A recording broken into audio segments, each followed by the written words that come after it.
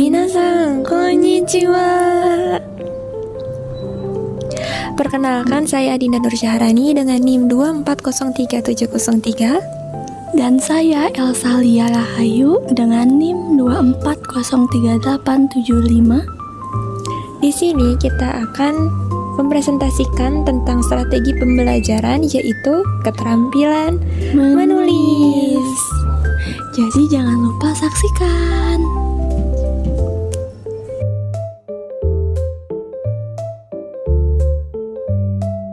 Nah, yang pertama kita akan menuju kepada pengantar terlebih dahulu ya teman-teman. Nah, jadi keterampilan menulis itu adalah kemampuan berbahasa yang sifatnya itu produktif. Nah, artinya kita itu menghasilkan atau menyampaikan sesuatu lewat tulisan.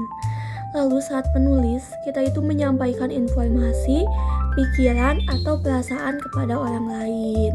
Nah, di sini penulis berperan sebagai pemberi pesan, sedangkan pembaca adalah penerima pesan. Nah, kemudian menulis itu bukan hanya sekedar menyalin huruf atau menggambar kata, tetapi menulis juga merupakan suatu proses mengubah pikiran atau perasaan menjadi bentuk tulisan. Nah, kalau seseorang tidak bisa mengubah isi pikirannya menjadi tulisan, berarti ia belum bisa menulis dengan baik. Nah, dalam keterampilan berbahasa, menulis sering dianggap mirip dengan berbicara karena keduanya sama-sama menyampaikan pesan. Bedanya, menulis dan berbicara termasuk keterampilan produktif, sedangkan menyimak dan membaca adalah keterampilan reseptif karena kita menerima suatu informasi.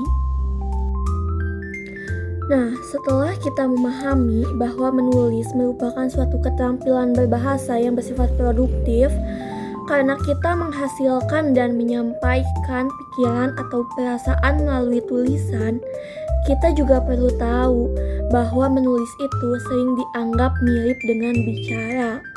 Nah, hal ini tuh karena keduanya sama-sama digunakan untuk menyampaikan pesan kepada orang lain. Namun meskipun begitu, menulis dan berbicara tidak sepenuhnya sama. Keduanya ini memang memiliki beberapa persamaan, tetapi tetap ada perbedaan penting dalam cara keduanya digunakan. Nah, beberapa perbedaan dan persamaannya ini dikemukakan oleh Henry Guntur Taigan. Nah, beliau itu mengungkapkan bahwa ada beberapa persamaan dan perbedaannya. Nah, ini bisa kita lihat di tabel berikut. Nah, ini tuh sebenarnya lumayan cukup banyak, namun di sini kita mengambil beberapa poin yang pentingnya saja karena tidak mungkin untuk dimasukkan semua. Jadi persamaannya itu baik menulis maupun berbicara sama-sama merupakan alat komunikasi, termasuk dalam keterampilan berbahasa yang bersifat ekspresif, produktif, dan membutuhkan kosakata, lalu juga memerlukan struktur bahasa serta membutuhkan latihan dan pendidikan yang terarah. Nah, sedangkan perbedaannya itu menulis biasanya dilakukan di atas kertas dan dibaca, sementara berbicara biasanya itu dilakukan secara langsung melalui ucapan. Nah, menulis juga sifatnya itu tidak langsung dan biasanya satu arah, sedangkan berbicara itu bersifat langsung dan dua arah. Kemudian tulisan itu membutuhkan tanda baca, sementara ujaran atau bicara itu biasanya membutuhkan nada dan ekspresi. Kemudian tulisan itu dapat diedit dan dibaca ulang, sedangkan ujaran tidak bisa disimak ulang kecuali direkam. Oke, di sini ada melatih keterampilan menulis. Menurut Mimaki Yoko 2002, ada dua hal utama yang harus diperhatikan ketika kita akan melatih keterampilan menulis, yaitu pertama ada pokok-pokok pembelajaran dan yang kedua ada pendekatan dalam mengajar menulis. Yang pertama, pokok-pokok pembelajaran. Ada beberapa aspek penting yang harus diajarkan ketika melatih kemampuan menulis. Ada bagian Pertama, penulisan. Di sini tuh siswa diajarkan bagaimana cara menulis dengan benar, misalnya penulisannya, tanda baca, huruf, dan penggunaan Ginko Yoshi yang biasa dipakai saat menulis bahasa Jepang. Kemudian juga ada cara-cara pengembangan karangan. Nah, ini tuh termasuk bagaimana menyusun paragraf dari pendahuluan, isi, sampai kesimpulan.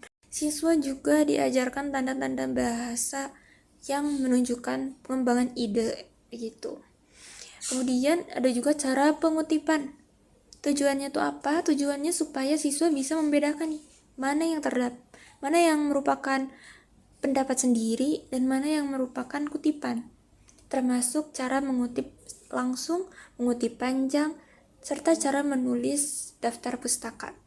Dan yang terakhir tuh ada pemakaian gaya bahasa. Karena dalam bahasa Jepang tuh gaya bahasa tulisannya berbeda ya dengan lisan. Jadi siswa perlu tahu kapan memakai gaya untuk surat, esai, catatan harian, atau karya ilmiah. Pemilihan kosakata yang tepat juga termasuk dari bagian pengajaran gaya bahasa. Kemudian yang kedua ada pendekatan. Setelah mengetahui pokok pembelajarannya, kita masuk ke dua pendekatan utama dalam mengajarkan menulis. Di sini ada yang pendekatan dari isi. Nah, pendekatan ini tuh berfokus pada apa yang ingin disampaikan. Biasanya tuh langkah-langkahnya tuh seperti pertama, memperkenalkan kosakata yang sesuai dengan tema. Terus yang kedua, melatih struktur kalimat dan ungkapan penting yang berhubungan dengan tema tersebut. Yang ketiga, kemudian mendiskusikan tema menggunakan kosakata dan struktur yang sudah dipelajari, lalu membantu siswa memperluas si sudut pandangnya. Nah, setelah langkah-langkah persiapan selesai, barulah nanti siswa mulai menulis. Nah, atau enggak nih yang B, pendekatan dari bentuk. Pendekatan ini tuh gimana sih? Pendekatan ini tuh fokusnya lebih ke bentuk bahasanya. Contohnya, mempelajari pola-pola seperti nani-nani no hoge atau nani-nani no kakikata. Di tahap ini tuh siswa melihat contoh dari variasi kalimat, lalu mengidentifikasi polanya, lalu latihan membuat kalimat sendiri berdasarkan pola tersebut. Jadi secara singkatnya, melatih keterampilan menulis itu bukan cuma mengajarkan cara menulis, tapi juga membekali siswa dengan kosakata, struktur, gaya bahasa, dan teknik menulis yang sesuai. Nah, dari tadi yang dua pendekatan tadi, yang isi dan bentuk ini, digunakan agar proses menulis itu menjadi lebih terarah dan efektif. Nah, yang selanjutnya itu merupakan pembelajaran keterampilan menulis tingkat dasar. Jadi, pada tingkat dasar ini, pembelajaran menulis bahasa Jepang biasanya lebih fokus kepada hal-hal yang praktis dan juga sederhana. Nah, biasanya isi tulisannya itu berupa memo, catatan singkat, formulir, atau paragraf sederhana yang berkaitan dengan kehidupan sehari-hari. Jadi tujuannya itu supaya siswa terbiasa menulis hal-hal yang dekat dengan mereka. Kemudian, untuk melatih kemampuan menulis, ada beberapa cara atau kegiatan yang bisa dilakukan. Yang kesatu yaitu mengisi isian. Jadi di tahap awal, siswa itu biasanya diminta untuk mengisi bagian-bagian sederhana seperti kata, frasa, atau kalimat pendek berdasarkan apa yang mereka dengar atau baca. Nah, cara ini cocok untuk pemula karena mereka nantinya tinggal mengisi, bukan menulis dari nol. Kemudian ada menyelesaikan kalimat. Jadi, guru menyediakan kalimat yang belum lengkap. Bisa hanya bagian awalnya, bagian akhirnya, atau bagian tertentu saja. Nanti siswa itu diminta untuk melanjutkan kalimat tersebut. Nah, latihan ini membantu mereka untuk memahami struktur kalimat sambil tetap berlatih menulis. Kemudian yang ketiga yaitu meniru model kalimat. Jadi, pada cara ini, guru itu bisa memberikan contoh paragraf atau karangan. Lalu bagian tertentu itu dikosongkan dan siswa mengisi dengan informasi versi mereka. Jadi bentuk karangannya itu tetap sama, hanya isinya yang berbeda gitu. Kemudian yang keempat yaitu menulis kalimat berdasarkan kata atau ungkapan yang sudah ditentukan. Di poin ini itu siswa diberi beberapa kata atau ungkapan, lalu diminta untuk membuat kalimat atau karangan pendek berdasarkan kata-kata tersebut. Nah, cara ini tuh memberikan kebebasan lebih karena siswa itu bisa mengembangkan isi tulisannya sendiri dengan tema yang sudah diarahkan. Selanjutnya ada proses pembelajaran keterampilan menulis. Pada dasarnya, proses pembelajaran menulis itu dibagi menjadi 3 tahap utama, yaitu ada prakegiatan, kegiatan menulis, dan ada pasca kegiatan. Yang pertama ada prakegiatan atau kegiatan persiapan. Di tahap pertama tuh guru mempersiapkan siswa sebelum mulai menulis. Ada beberapa hal yang perlu dilakukan, yaitu pertama menjelaskan tema, situasi, dan tujuan menulis. Siswa tuh harus tahu dulu nih mereka mau menulis tentang apa, konteksnya apa, dan tujuannya tuh untuk apa. Kemudian menjelaskan kosakata, ungkapan, dan pola kalimat penting yang harus digunakan. Kalau ada kosakata atau pola kalimat yang baru, di tahap ini tuh guru tuh perlu mengenalkan dan melatihnya terlebih dahulu. Kemudian juga menjelaskan cara kegiatan menulis. Misalnya nih mengenai komposisi, susunan tulisan, format, dan waktu yang disediakan untuk menulisnya. Jadi intinya tuh tahap prakegiatan tuh adalah tahap di mana guru membekali siswa agar benar-benar siap sebelum mulai menulis. Kemudian yang kedua ada kegiatan menulisnya. Tahap kedua ini siswa mulai menulis baik di kelas maupun sebagai PR ya. Nah, di sini guru tuh memantau prosesnya untuk memastikan nih siswa tuh tidak bingung dan tetap berada di jalur yang benar. Tahap ini tuh fokusnya adalah praktik langsung. Jadi siswa tuh benar-benar menghasilkan sebuah karya tulisan. Dan yang ketiga ada pasca kegiatan, atau kita bisa sebut juga feedback lah. Untuk pemberian umpan balik, guru bisa memberi komentar tentang isi tulisannya itu, apakah idenya jelas, apakah temanya sesuai, dan lain sebagainya. Guru juga bisa membantu memperbaiki kesalahan, baik dari segi huruf, kosakata, ungkapan, maupun pola kalimatnya.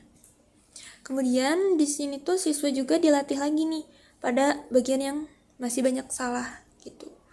Tujuan dari tahap ini tuh adalah untuk membuat siswanya tuh mengerti di mana letak kesalahannya, bagaimana cara memperbaikinya, supaya apa? Supaya tulisan berikutnya tuh bisa menjadi lebih baik lagi. Ketiga tahap ini tuh prakegiatan, kegiatan menulis, dan pasca kegiatan tuh saling berhubungan teman-teman. Ketiganya tuh membantu siswa tidak hanya untuk menulis tapi juga untuk berkembang dari prosesnya. Oke, selanjutnya pengoreksian hasil karangan. Banyak ya guru yang rajin meminta siswanya tuh menulis tapi malas mengoreksi. Nah, akhirnya tuh hasil tulisan siswa tuh nggak pernah diberi feedback sehingga pembelajaran menulisnya tuh kurang efektif. Kadang juga ada guru yang mengoreksi, tapi hasil koreksinya tuh nggak dikembaliin ke siswanya. Nah, ini tuh membuat siswanya tuh nggak tahu kesalahannya tuh di mana, terus nggak bisa memperbaikinya. Padahal ya guru tuh bisa memperbaiki kesalahan dalam penulisan, gramatika, tata bahasa, kosakata, struktur kalimat, terus kembalikan ke siswanya. Itu tuh untuk apa? Karena untuk memberikan feedback terhadap si aktivitas kebahasaan siswa dalam hal menulis. Tapi ada juga yang perlu diperhatikan. Jangan sampai kita terlalu banyak memberikan koreksi. Kalau guru terlalu banyak mencoret tulisan siswa dengan pulpen merah, biasanya tuh siswa tuh bisa merasa kecewa atau kehilangan motivasi. Ada juga kasus di mana guru memperbaiki bagian yang sebenarnya tidak sesuai dengan maksud siswa. Nah, jadi guru tuh harus hati-hati ya agar koreksinya tuh tidak membuat siswa semakin bingung, karena tujuan koreksi itu adalah membantu, bukan membuat siswa putus asa. Jadi tuh prinsip koreksi yang baik tuh, dalam memberikan koreksi, guru tuh harusnya memperbaiki, tapi tidak semua kesalahannya. Lebih baik memperbaiki sebagiannya saja, khususnya bagian yang paling sering salah atau bagian paling penting. Guru juga perlu memberi kesempatan kepada siswanya untuk belajar memikirkan dan memperbaiki sendiri nih kesalahan yang mereka lakukan sendiri. Caranya bagaimana? Caranya ada dua, ada A, B. Yang A menunjukkan bagian yang salah dengan cara digarisbawahi atau dengan tanda tertentu tanpa langsung memperbaikinya. Nah, tapi nih kalau misalnya kesalahan yang sama terus berulang-ulang gimana? Nah, sebagai guru cukup diberi tanda sekali aja. Lalu siswanya tuh diminta memperbaiki yang berikutnya sendiri. Pengoreksian hasil karangan juga punya pola-pola tersendiri nih. Ada 4 pola pengoreksian karangan menurut Mimaki. Yang pertama, guru ke siswa. Jadi guru mengembalikan karangan siswa dengan koreksi atau komentar. Nah, komentarnya tuh bisa ditulis langsung pada bagian kosong di lembar karangan atau di lembar evaluasi terpisah. Kemudian yang kedua, ada guru siswa. Jadi saling bertukar gitu. Jadi guru tuh mewawancarai siswanya satu persatu, menjelaskan maksud koreksi dan membimbing siswa untuk memperbaiki tulisannya. Pola ini tuh cocok untuk pemahaman agar bisa mendapatkan pemahaman yang lebih mendalam. Kemudian ada juga guru ke kelas. Jadi guru tuh bisa menunjukkan contoh karangan atau bagian dari karangan di depan kelas, baik itu fotokopi atau tampil di proyektor atau lain sebagainya. Lalu guru tuh membahas masalah umum dalam tulisan tersebut dan mendiskusikannya dengan cara memperbaikinya bersama-sama. Kemudian ada juga nih siswa dengan siswa. Nah, dalam pola ini tuh guru meminta siswanya saling berdiskusi dan mengoreksi kesalahan teman-temannya. Jadi siswa bisa belajar melihat kesalahan bersama dan membantu satu sama lain untuk memperbaikinya. Jadi pengoreksian tuh bagian yang penting dari pembelajaran menulis karena siswa tuh membutuhkan feedback untuk berkembang. Guru harus pinter-pinter nih memilih cara koreksi yang sesuai dengan kondisi kelas, waktu, dan juga jenis karangannya tersebut. Yang paling penting, koreksi itu bukan untuk menjatuhkan motivasi siswa, tapi justru membantu mereka memperbaiki tulisan dan berkembang menjadi penulis yang lebih baik.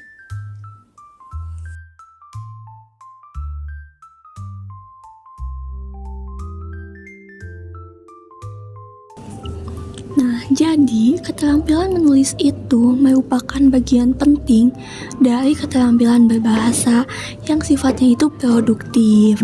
Nah, kenapa? Karena melalui tulisan, seseorang itu dapat menyampaikan pikiran, perasaan, dan informasi kepada para pembaca. Terus, proses menulis tuh bukan cuma sekedar nyalin huruf aja, tapi juga merupakan kemampuan mengubah ide menjadi bentuk bahasa tulis yang runtut dan bermakna.